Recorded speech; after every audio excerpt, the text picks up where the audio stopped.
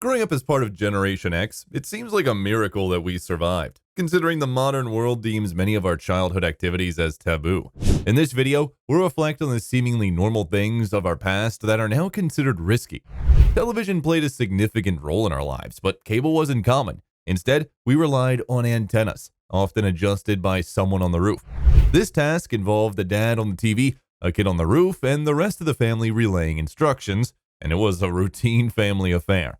It was normal for kids to climb on roofs without much concern for safety, unlike today's steeper roofs.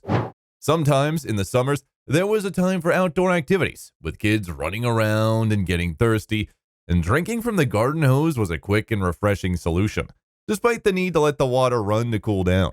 The unique taste is a nostalgic memory. Today, this might be considered unhealthy, but some still indulge in a sip from the garden hose. Outdoor fun also involved activities that modern parents might find too risky, like the slip and slide. Older versions were more perilous, leading to broken bones or chipped teeth. However, almost everyone experienced the thrill of sliding off the end or over the side, often resulting in grass or rock burns. Surprisingly, they still sell items like slip and slides, albeit with increased safety features. However, another childhood water activity, playing in the sprinkler, had its hazards. Certain sprinklers had a dangerous design, with a solid steel base that could cause harm if stubbed or fallen upon. The real danger, though, lay in the metal fan blade at the top, resembling a fast-spinning saw blade when water flowed through. Kids quickly learned to avoid it after experiencing cuts on their water-soaked toes and feet. During our childhood, spending time outdoors under the sun was a norm. Sunblock was unheard of. Hats or shade trees were the closest to protection we knew. SPF 4, used by the exceptionally cautious, was the extent of sun defense. Sunburn comparisons were common, and peeling skin became a post-sun activity, with competitions to see who could peel off the largest flake, often comparing them to the shapes like Texas. Teen girls and women often frequently sought that coveted gold beach tan, sometimes using coconut or tanning oil to speed up the process. Today's kids use sunblock ranging from SPF 30 to 100. A far cry from our carefree sun exposure. In our days, parents didn't feel the need to closely monitor us like today's parents do. Trust was placed not only in us, but also in our friends and the community. Parents believed in letting us learn by doing things on our own. However, if they happened to witness any mishaps, they would laugh along, providing it wasn't life-threatening. Bicycles held immense significance for Gen X kids, offering a freedom unmatched by anything else. We embarked on adventures far from home, often without our parents knowing our whereabouts. We used our bikes to create makeshift ramps from plywood and bricks, providing hours of entertainment. Thinking back, it was actually astonishing that we engaged in these bike adventures without helmets or knee pads, as depicted in a photo capturing a kid jumping off a tall ramp without any protective gear. The thrill was pure, and the sense of adventure was paramount. In the image, the potential risk is evident if the jump falls short, with worried onlookers who have likely witnessed such mishaps before. The intriguing aspect is a dad sitting on the front steps, casually smoking a cigarette while awaiting the outcome, a scene reminiscent of a captivating television show. During our childhood, cigarettes were pervasive, and secondhand smoke was unavoidable. Many of us had at least one smoking parent, and parents didn't hesitate to send their kids into convenience stores to buy cigarettes while they waited in the car. Typically, a nod from the parents signaled approval to the clerk. If parents weren't present, a handwritten note, often informal or scribbled on a notepad or receipt, sufficed.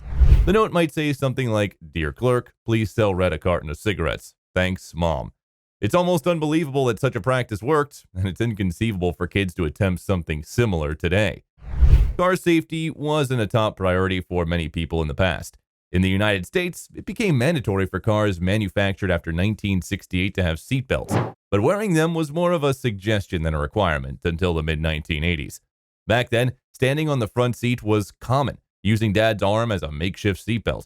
Airbags weren't a standard feature, and kids often found amusement by lying on the back dash, sometimes picking their nose while observing police cars behind them. It was considered thrilling when Dad had to brake suddenly, sending the kids flying into the back window, only to eagerly try it again. Unlike today, pickup trucks weren't as prevalent, and people would haul boats with regular cars, including Cadillacs. Transporting lumber meant loading it on the car roof, secured loosely. Kids played a role in holding down the lumber while standing on their seat, halfway out the window, with Dad multitasking by holding both the lumber and their waistband. This precarious balancing act occurred while he steered, shifted gears, and smoked a cigarette. The multitasking abilities of parents back then seemed almost superhuman, and it's no wonder kids believed their dads could do anything. We used to engage in activities and play with toys that are now considered dangerous, but back then, they were completely normal. One such example is lawn darts, with their weighted sharp points that could penetrate anything in their path. Another risky toy was clackers, also known as click-clacks or knockers, which had the potential to shatter and send plastic shards flying like shrapnel. Despite the dangers, some clackers from the 70s have survived.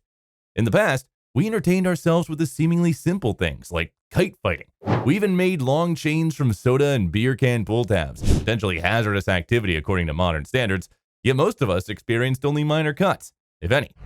One particularly dangerous kite-related activity involved attaching razor blades to kites to cut the strings of friends' kites.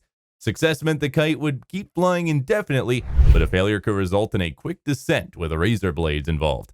BB guns were commonplace, and kids would ride around town with them attached to their handlebars, leading to intense BB wars.